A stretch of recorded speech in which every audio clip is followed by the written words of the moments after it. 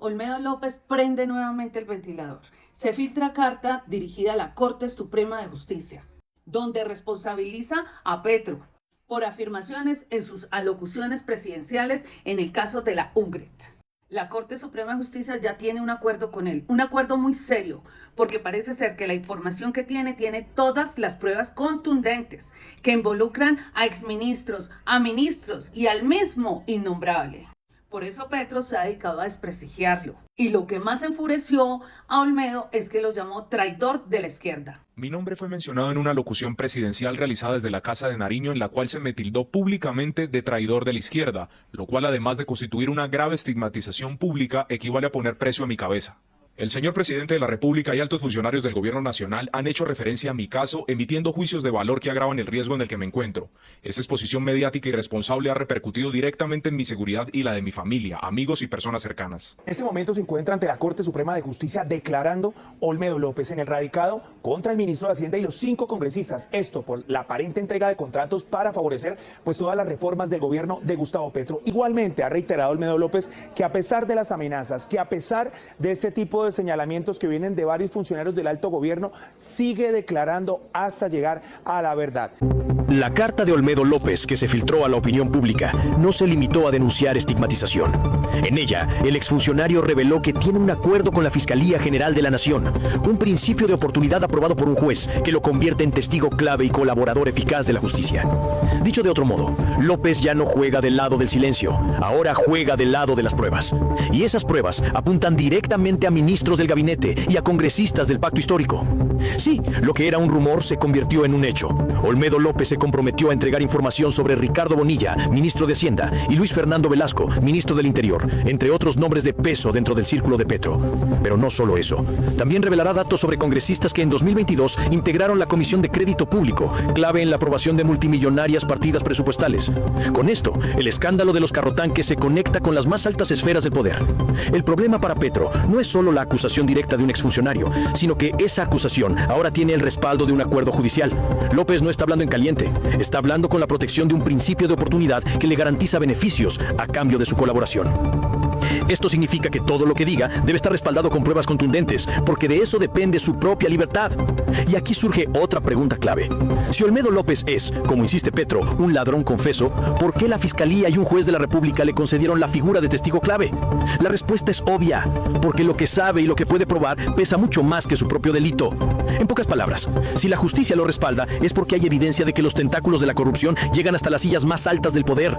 Frente a esta situación, la reacción de Petro fue furiosa y pública. Desde su cuenta en X, el mandatario no solo lo descalificó, sino que buscó reencuadrar la discusión. Todo el que robe recursos públicos traiciona a la izquierda. El señor Olmedo es un ladrón de recursos públicos confeso, escribió Petro. Es decir, trató de convertir el debate en un asunto moral, reduciéndolo a la corrupción de López. Pero la jugada le puede salir mal, porque al insistir en llamarlo ladrón confeso, lo que hace es validar que López sí participó en hechos de corrupción y que por lo tanto puede conocer con lujo de detalle cómo se movía el dinero en el gobierno. El trasfondo político es aún más turbio. Petro sabe que López tiene información comprometedora y por eso su estrategia es desacreditarlo antes de que declare en firme. Este caso, además, abre un interrogante mayor. ¿Qué pasará con la coalición de gobierno cuando se conozcan las declaraciones completas de López? Si se confirman los señalamientos contra ministros y congresistas, la estructura del pacto histórico podría sufrir un golpe mortal. Un escándalo de esa magnitud no solo hundiría la credibilidad de Petro, sino que dejaría a su proyecto político en ruinas. Y es ahí donde la ciudadanía debe involucrarse. El principio de oportunidad concedido a Olmedo López es en realidad un parteaguas en la política colombiana. No se trata solo de un ex funcionario que decide hablar, se trata de un hombre que manejó recursos multimillonarios, que tuvo acceso directo al círculo de poder del presidente y que ahora está dispuesto a revelar cómo se movían esos hilos de dinero y favores en lo más alto del gobierno. Y lo que hace más explosivo el asunto es que todo se ventila en medio de un país hastiado de promesas incumplidas, cansado de escuchar discursos sobre transparencia mientras la corrupción se enquista en cada nivel del Estado. El 30 de agosto, cuando un juez de la República avaló el acuerdo entre López y la Fiscalía, se selló un pacto que podría arrastrar a figuras de primer nivel. Esa decisión no es cualquier trámite burocrático. Implica que el Estado colombiano considera que lo que López puede decir vale más que condenarlo. Y si vale más, es porque el escándalo toca fibras que trascienden un simple contrato de carrotanques. Estamos hablando de ministros de Hacienda, de Interior, de congresistas que mueven los hilos presupuestales. En otras palabras, de la médula misma del poder político en Colombia. Aquí el gobierno de Petro enfrenta un dilema que lo desangra. O se desliga de esos funcionarios y acepta que su círculo más cercano estaba hundido en prácticas corruptas, o los defiende a capa y espada y queda atrapado en el pantano de la complicidad.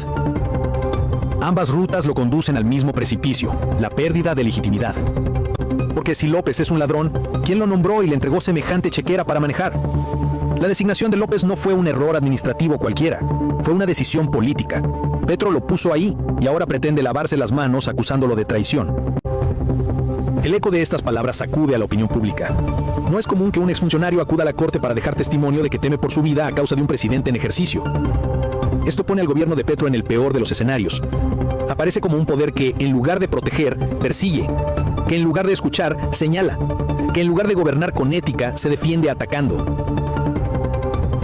Además, no se puede pasar por alto que la oposición ya encontró en este caso un arsenal político. Cada palabra de López, cada frase de Petro, se convierte en munición para los sectores que durante meses han denunciado el doble discurso del presidente. Este escándalo puede transformarse en un tsunami que arrase con la ya frágil credibilidad del gobierno. La imagen internacional de Petro también está en juego.